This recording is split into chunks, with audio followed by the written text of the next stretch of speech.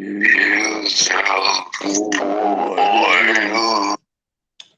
right, well, I muted that person. I think there's a way to throw him off. I don't know how to do that, but he was kind of just making noises. Alrighty, I'm gonna go ahead and start. How we got involved in this kind of Twitter thing of looking for people and stuff was we were like a lot of people that were following Gabby Petito's case. Me and Sherry had been watching YouTube videos and stuff like that, and right when it hit, um, we were I messaged Sherry and told Sherry about the Gabby Petito case before it even took traction, because they were hashtagging van life and it came across, and that's how we saw it. So and that's going to be important in a minute, but here's how Sarah's car wind up on my property. I have a dog. He's an Antonian Shepherd. He's big. He's as big as a car. And I was walking my dog Sunday on the 17th of October. And at the end of my street is what's called the University of Florida Healthcare Center. And there was a car there, and I saw the car a couple of times. And the next time I saw the car is it was parked on, I live on a corner lot, and I had an 18-wheeler in front of my house because I own a shipping company. And the car was kind of parked in front of it, and a girl was sitting in the car. It had no bumper, and it had a missing window in the back and one in the back. So the back window was gone and the side window was gone, and there was no bumper whatsoever on the car. So what I did was I spoke to her. I asked her if she was okay. She said that she had a phone. She was using the Wi-Fi down at the clinic and that her phones were dead. And I asked her, would she like to have the phones charged, that I would charge them for her? And she said, yeah. She looked like she was hungry. I asked her, this is about way before 10, 11 o'clock in the morning. So I asked her if she wanted something to eat. She looked hungry, and she said, yeah. So she came into my house and sat next to the couch, and there was my outlet. She plugged in one phone. She said she didn't have a charger for the other phone. Could I let her use a charger? And I said, sure. So I let her use another charger. I told her I was going to go make her something to eat. I made her an omelet.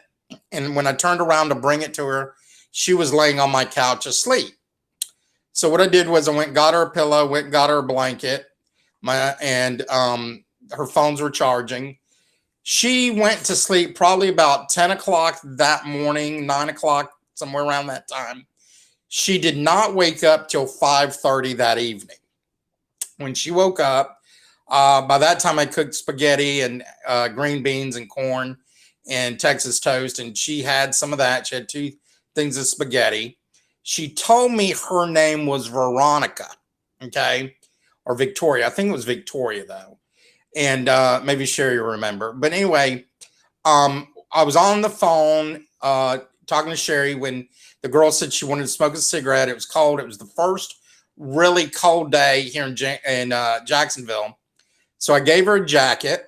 She went outside toward the front door. I told her if she went in the back, there's chairs she could sit in, and my dog would go out there and keep her company. So I went out there. One of my drivers, Stan, went out there. We started talking to her, and I asked her about the car. She kind of just blew me off, said it was in a wreck and all this stuff. And I said, okay.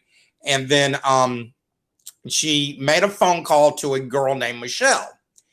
And when she was done with the cigarette, she came back in the house. I was in my bedroom talking to Sherry when she came in and said that she was going to go stay at Michelle's house.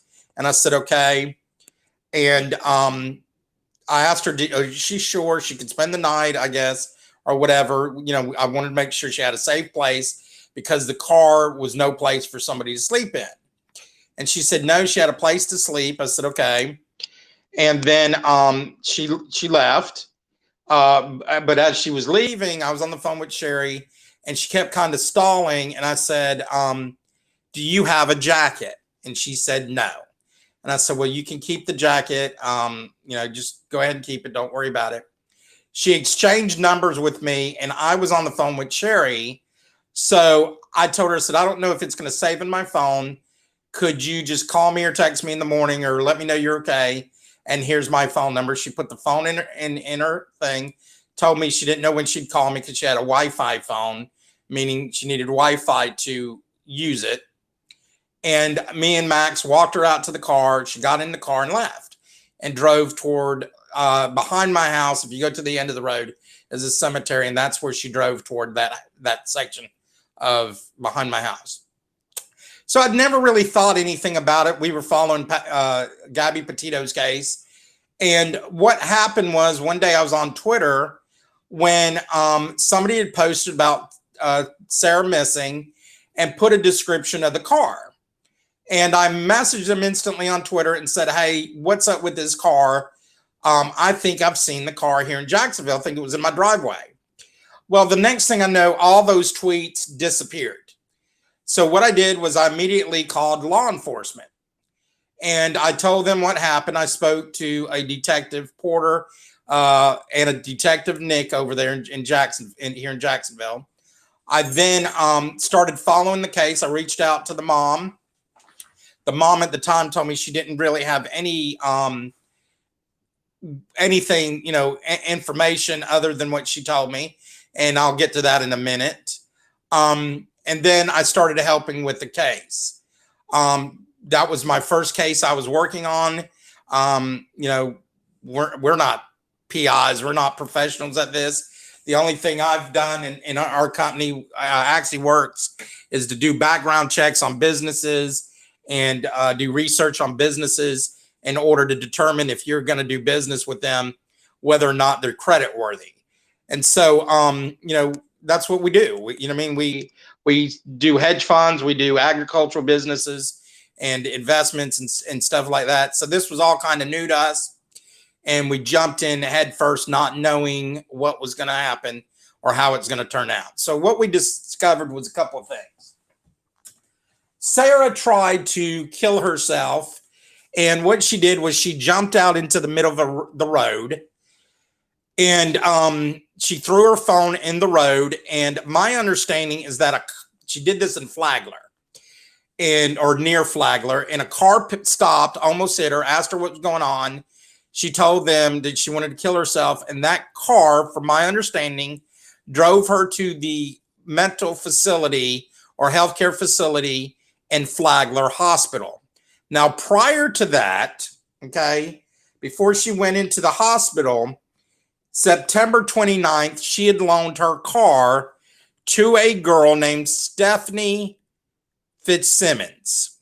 And Stephanie Fitzsimmons is the person that was actually at my house. Okay. Now, Stephanie Fitzsimmons has a boyfriend named Kim Williams. I think Williams or Wilson. I have to look at my notes. I'm sorry. I think it's Williams. I actually spoke to the guy, and I'll get to that in a minute. What happened was they had her car. They were supposed to bring it back to her. She had moved to St. Augustine, was working at Zaxby's.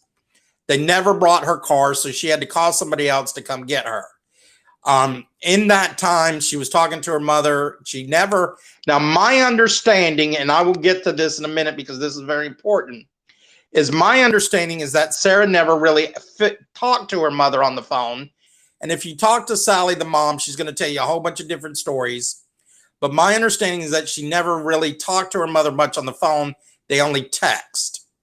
Okay, so what happened was Sarah had a fight or argument with her mom. Sarah was upset. Okay, she wanted to kill herself. She threw her iPhone in the middle of the street. They took her to the Flagler Hospital. She stayed there to the 3rd, which was a Sunday. The whole time, my understanding that she was in there, she never called her mom.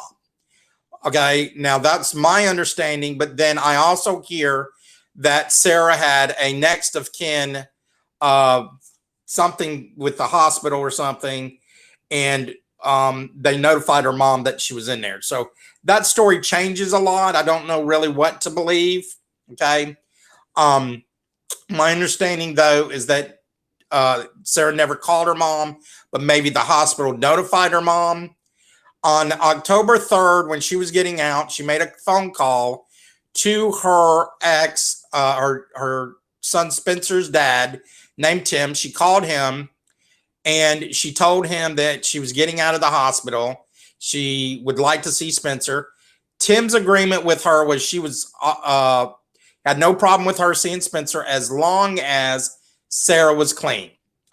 Then Sarah, the hospital provided her a Uber to drive her from the hospital to anywhere she wanted to go. So she went to her ex-husband, her ex-boyfriend's house named Rob. When she got there, she told him that she felt stupid. She needed to go pick up her paycheck. Okay, I think, or she already had her paycheck. I can't remember. That story I've got it written in my notes, but that story changes too. So I believe, I'm 100% sure though, she had her paycheck on her. So she had her paycheck. She tells Rob she needs to get it cashed. He drives her in his truck to Walmart. Okay. She cashes the check at the jewelry counter and buys items at the jewelry counter in Walmart. Now that's Walmart on 103rd Street out on the beach. Now what Sarah bought was shampoo, conditioner, and deodorant. Okay. And she bought a bag. Now I'm going to tell you later, this bag becomes very important. Okay. She bought a travel bag and then they left. They stopped down the street at Rob had to use get money out of a bank account from an ATM. She goes into the Subway sub across the street and it gets a sub, gets back in the car. She gets to the house, Rob's house, and she loads all her stuff up. Okay. She loads everything she has up that's at Rob's house, and she puts all her dirty clothes in that bag. She then takes an Uber to Tim's house and she gives him everything. Now, in that time she's over there, she gives him a safe. Now, the reason she couldn't go with Rob in his truck was, one, she had a lot of stuff. Two, he felt that the stuff would fly out of the truck. So that's why he turned around and allowed, that's why she wound up getting an Uber. Okay, so she gets to Tim's house. She goes in there. She plays with, she's got 3 dogs there. I think 2 wiener dogs and a pit bull dog. She goes in there and spends time with Spencer. Tim didn't really pay attention to her other than that she was going back and forth to the refrigerator getting stuff to eat. He let her eat dinner there, and that night he let her sleep on the couch. The next morning they take Spencer to school, get Spencer ready for school, and he tells her about 1, 2 o'clock, just before 2 o'clock, that she needs to find somewhere to go because he doesn't want her there when Spencer's there. He doesn't want to confuse Spencer. Now, during that time that she was there, she was able to use a phone. She called rehab. She called Gateway and Sulzbacher. Gateway said that she can check in on October 6th, that they didn't have a bed for her till October 6th. Now, this is important because the flyer is completely wrong, saying that she was going to go back to the Flagler Hospital. She was going to a place called Gateway, a drug rehab. So what happened was he told her, where do you want to go? She also ordered a new iPhone to be shipped to his house. She got in the car and told him she wanted to go to a place called the Gator Lodge. Now, the Gator Lodge has a history of its own, but it is now called the Midtown Lodge. And what they did was, when I was researching and trying to find out information on this case, they constantly told me and Sarah's mom, Sally, that they had video of footage of the Sarah checking in and tons of cameras. We later find out, when I was with law enforcement, talking to law enforcement, that they had no cameras. They had nothing other than her signing into the hotel, checking in, her ID or driver's license, getting in there. And she got checked into room 205. The next day, she checked out of that room by leaving the key in the room. And she's never been seen again. Okay, maybe. And I'll get to that in a second. she basically disappeared. Nobody knew where she was. Now let me jump back to the car real quick.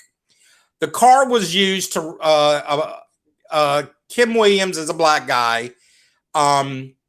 Stephanie Fitzsimmons is a white girl. And together they went into a CVS in Orange Park, Florida, here near Jacksonville, and robbed stuff out of the store and took off in that car. Now, previous to that, Kim Williams was pulled over in that car, not too far from where Rob lives, and he was driving the car with no driver's license and no proof of insurance.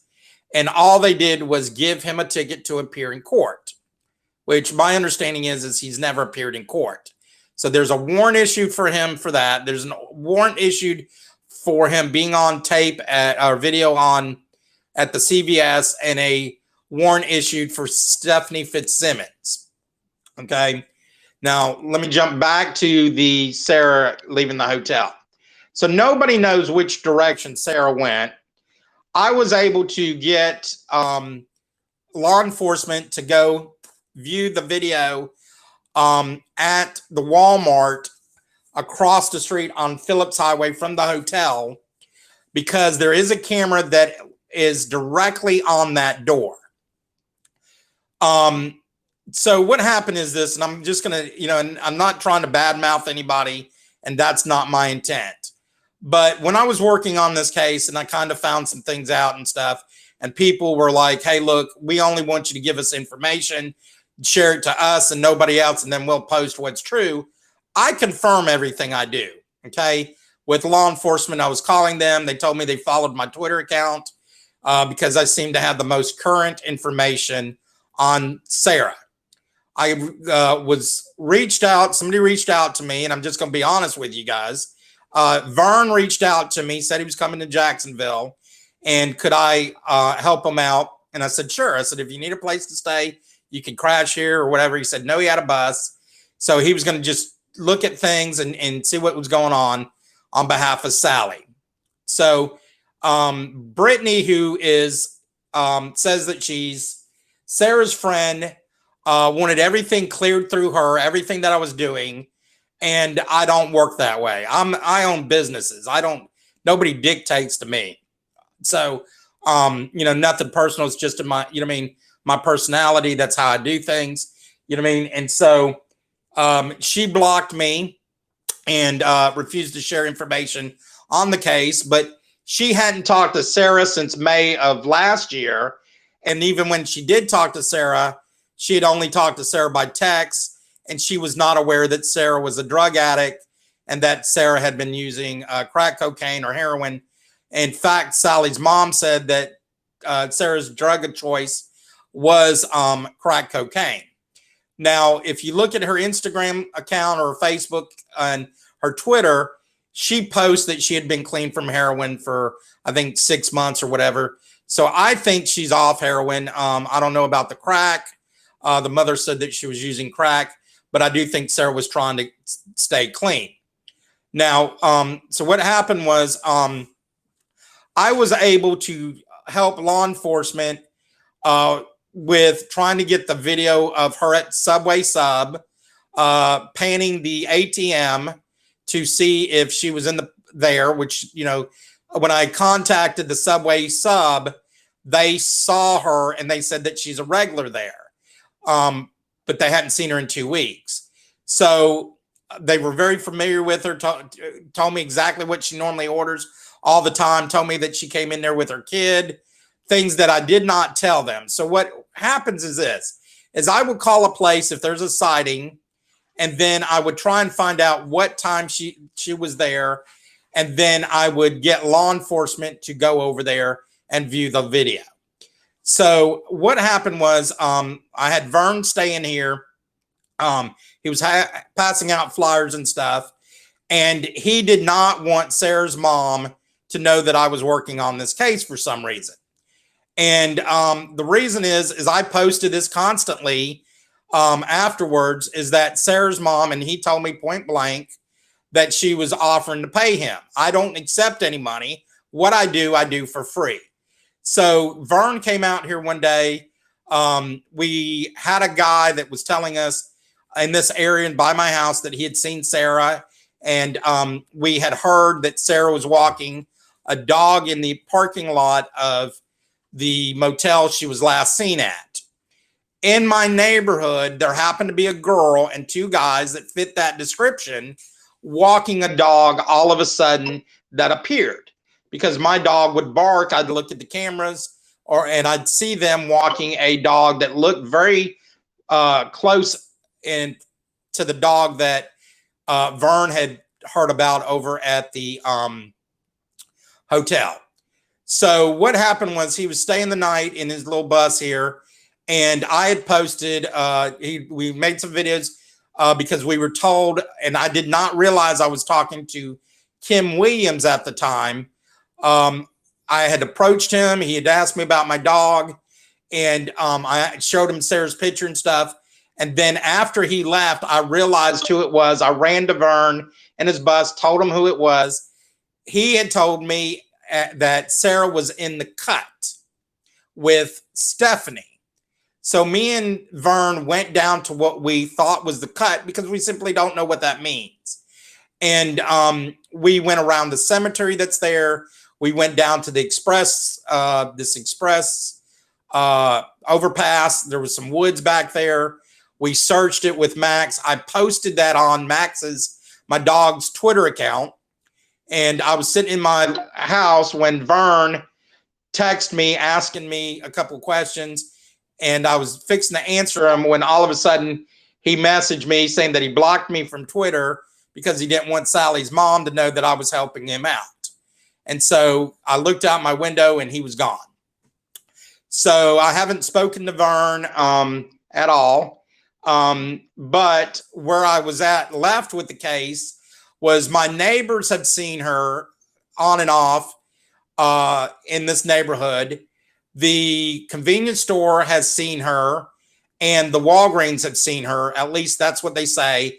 And I turned that over to law enforcement to get those videos. Now, at the end of the street by the cemetery is a house that 3 or 4 times the police have raided that house in the last month. Apparently, that house has something called fentanyl, and I could be saying it wrong because I don't really know much about drugs. I think it's fentanyl or something like that. And so that house has been raided. There was a shootout there. From what me and Vern could obtain or whatever, we believe that was probably where the cut was, based on what he said. But in the last probably 2 weeks, that place has been quiet ever since they've had the shooting that they had over there. But one of my neighbors have told me that they've had as much as 20 people over there at the house at nighttime using the drugs before law enforcement started raiding the house and shutting it down. And now nobody's over there.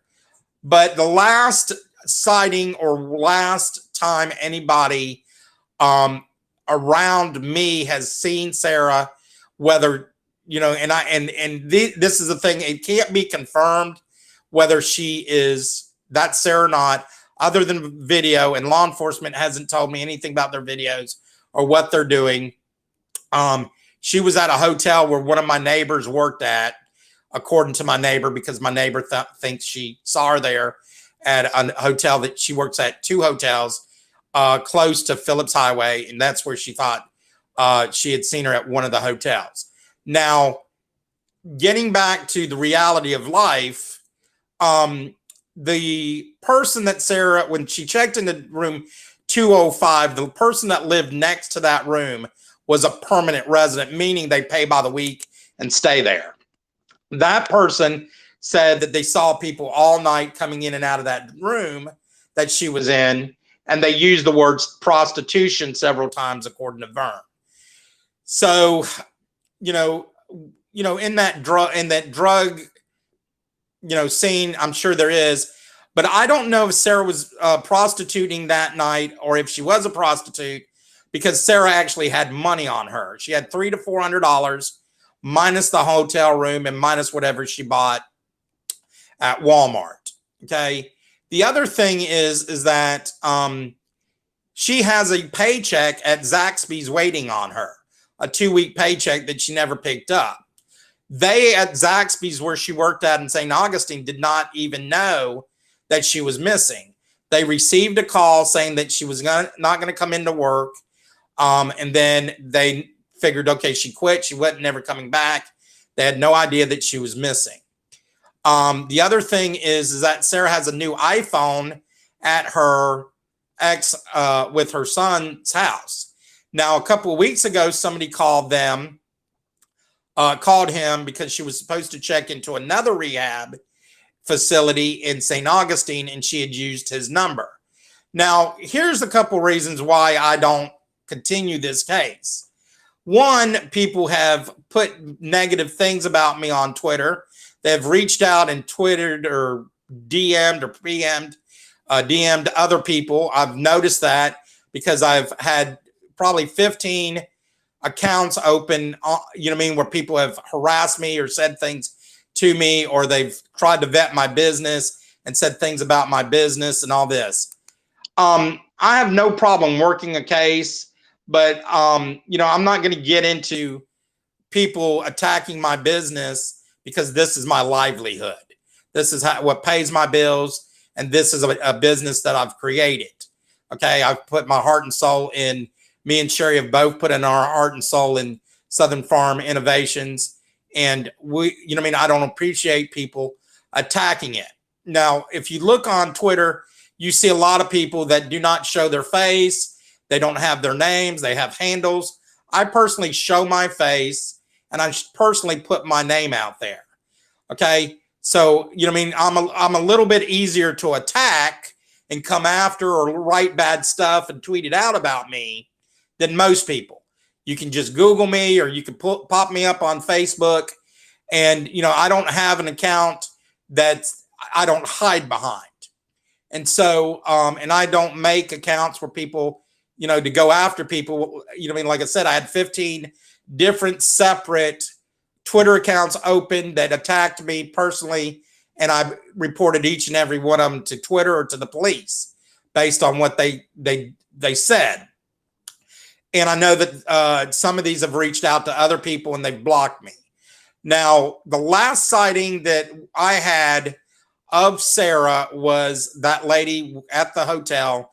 That's one of my neighbors that said she worked at a hotel and she saw her. Now, whether it's true or not, I don't know. Like I said, when I find out information, I turn it over to law enforcement. I tell them what time they think they saw her, and I let them do their magic there and try and look on video. I will tell you this, that you're not going to get the whole story from Sarah's mom. I got the whole story from Sarah's mom's roommate. And the other thing is that I don't like is people had set up a chat with me, 5 girls, would ask me questions about the Sarah case, and then they didn't want to share any information with me. But what they did was they just would post it to other people, and then that person would tweet it out, and I would see that even though I was blocked. And so what I'd see it on my business account. So what happens is that there's a lot of misinformation out there. Sarah apparently had a fight with her mom. Whether she doesn't want to speak to her, that's one thing. I don't know. If she's in if she was trying to get into a rehab. So if Sarah was out and she was using drugs or doing whatever, she was constantly trying to get back into a rehab, because it shows when the rehab facility has been calling different ones, calling Tim, saying she was supposed to show up for an appointment on this day, and she hasn't showed up. So she could be simply in a rehab in the last 2 or 3 weeks if she is alive. And I say that because if you look at Vern's account, he's looking at trash bins. He's looking at video in fields and in train tracks and all this stuff. And, maybe he knows something I don't know. But, last 2 or 3 weeks ago, my understanding was that she was alive based on all these sightings. Now, I don't have these sightings anymore. A couple of things, people aren't reaching out about these sightings as they were previously. Couple of things. Sally, her mom doesn't want nobody to contact Sarah's side, dad's side of the family. I have contacted them through a law enforcement officer in New Jersey. Sarah has had a previous OD. She has depression. She has Cushing's disease, which is what started her using drugs. She went from prescription drug abuse to, harder drugs. And but let me tell you something, because I'm straight shooter. I was working the Shane McLaughlin case, and when Shane left and took off, and he's a runaway, he left with a black bag. And what I did was I mistakenly forgot and mixed up the Sarah case and the Shane case, and I told Vern that she had left with a black bag when in fact it was a purple bag. And the next thing I know, Vern is showing a black bag behind a hotel, okay, pretending that he found it and it could be Sarah's. And that really ticked me off because it was not a black bag. It was a purple bag. And I was the one who put that misinformation out by mistake. The other thing that ticks me off is Tim and Rob have been vetted, or if you want to call it vetted, in my business, I call it vetted. Background checks, whatever you want to call, looked into by law enforcement. And they have been harassed completely. I was told to give their number up by some little group that was working on this case. I gave their number up. They wanted to confirm what I said. And then they threatened both of those guys, not once, but several times. Those two guys only feel comfortable talking to me. I've met those guys, and talked to those guys, and they feel comfortable talking to me. And they had all these other people, threatening them. Rob actually spoke to Vern, and he told Vern something. And then the next day, the police came and basically searched his house based on what he told Vern. And so, now these guys are basically not wanting to talk to anybody. They do talk to me. I talked to the family in New Jersey through law enforcement in New Jersey, the state police. And I have no contact with Brittany, who created a Facebook page that I'm not on. And she blocked me on that. She blocked me on Twitter. I don't think she has any information whatsoever. And the car to me is not very important because the car is not going to be with Sarah. The car is probably not even running anymore. It's probably in somebody's backyard or parked somewhere where we can't find it. And Sarah's not going to be with the car. The car is too noticeable. If you drove down the road with that car, people would notice it in 2 seconds. The bumper's missing. The windows are missing, 2 windows. And so the car, it's got to be parked somewhere behind somebody's yard, somewhere, maybe sold for $300 for parts or whatever. But Sarah is probably 100% not with that car. When she walked out of the hotel room, either she got into somebody's car or she was on foot or she walked across the street and hopped on the bus. Now, we have called the bus station. I've tried to pin down the time that she would have probably left the hotel room. And I've sent that to law enforcement to look at the videos. So I'm going to open this up to questions. If people want to answer or ask some. And let me see how this is done, because I haven't done this in a while. Let's see.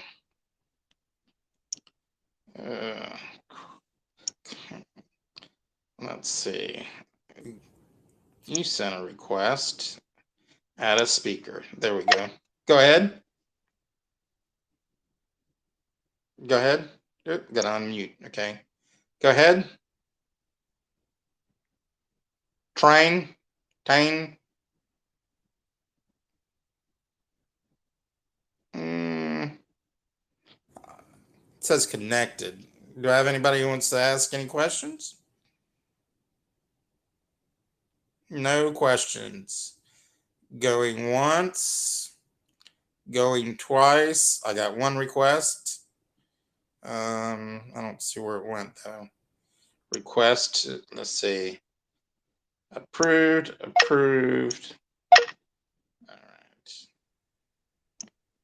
All right. Speaker. Eric, go ahead. Jessica. Hi, yeah. Hi, yeah. I was I was hoping to back to back up. up. I'm trying to figure out Figure out how he got he there. got there. Like before your your story. story started. I'm sorry. Can you repeat that? I can barely hear you.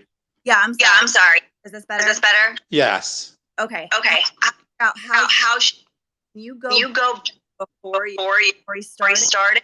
Explain how any of I can't really hear you cutting in and out. I think you're asking me, how did I get involved in this case? Is that correct? how did she I can't hear you. You're not coming in. how did you get there? How did who get where? Oh my god. Oh my God, Sarah. How did Sarah get where? To your house. Sarah did not come to my house. Okay, I've made that very clear. The girl that came to my house is the girl that had Sarah's car, and her name is Stephanie Fitzsimmons.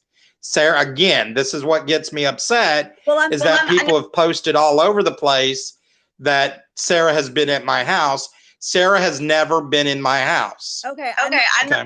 Was it your? I thought that you were story start. You're breaking up. I'm sorry. I can't. You're breaking up.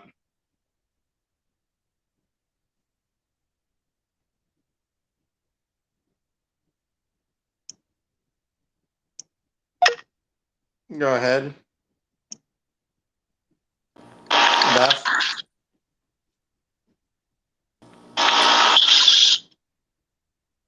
Beth, go ahead. You have to mute when other people Oh, are okay. talking. Okay, I'm sorry. That was all I had. All right, Jessica, I'm going to try to mute and let you speak again. I'm sorry. Maybe that'll help.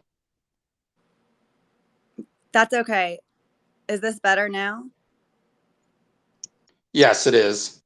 Okay, I wasn't saying that she was at your house. I don't know if I missed the beginning, but when you first started talking and you were saying that she was in the driveway and you asked her if she wanted something to eat or drink or whatever it was, I thought you were referring to Sarah. So that's why I was confused.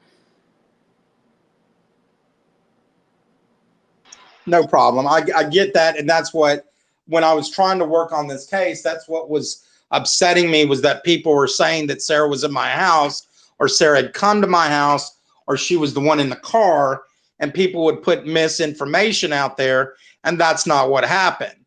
The person that came to my house is the person that robbed or stole or whatever from CVS, and I was not aware of that. Now, it was just the female, not her boyfriend. How did they house? Were you friends with them? No, she just parked in my driveway on the side of my house. Hold on. I'm confused. So this was someone I did not know the girl. I was just being, she had a car that was wrecked. She was crying hysterically. She said that she was trying to use the Wi-Fi and that her cell phone was dead. And I nicely, very nicely allowed her into my home to charge her phone. Okay. I wasn't, this girl was crying hysterically. You know what I mean? It's cold. It's the coldest day so far that we had in January. No windows in the car. You know what I mean? And so I was being nice and allowed her to charge her phone in my house. It wasn't like I thought she was going to rob me. I got a dog that's bigger than your car. If you follow me on Facebook. So yeah. Did you ask her stay? Well, I asked her if she needed to stay because it was cold outside, and I sure didn't want her to sleep in a car that had no windows and be unsafe. You see what I'm saying? So I was being nice if she needed a place, but she had already said she had a place to go stay when she came back into the house, and when she was outside smoking a cigarette, she already told me she had a place to stay, but I was just being nice when I said that. Okay. If it were someone that I had never met, I would think that you would get them an Uber rather than let a complete stranger. But okay. Thank you. That's all I have. No problem. She had a car. The car was running. I just was trying to be kind to her because she was a female, and I wasn't going to let a female, sleep outside in the cold on the coldest night that had happened already in Jacksonville. She didn't even have a coat. So, I gave her my coat. So I was just trying to be kind. I think a lot of people would be kind to somebody that was hysterical and crying. And sometimes people need somebody to show an act of kindness. And I didn't know the girl, and I was trying to show an act of kindness by charging her phone, giving her something to eat. And, and she had already said she had a place to stay. So when I offered, I was just being nice, but I knew she probably wasn't going to take it because she had already told me she was leaving and she had a place to stay. Okay. Thank you. No problem. Anybody else?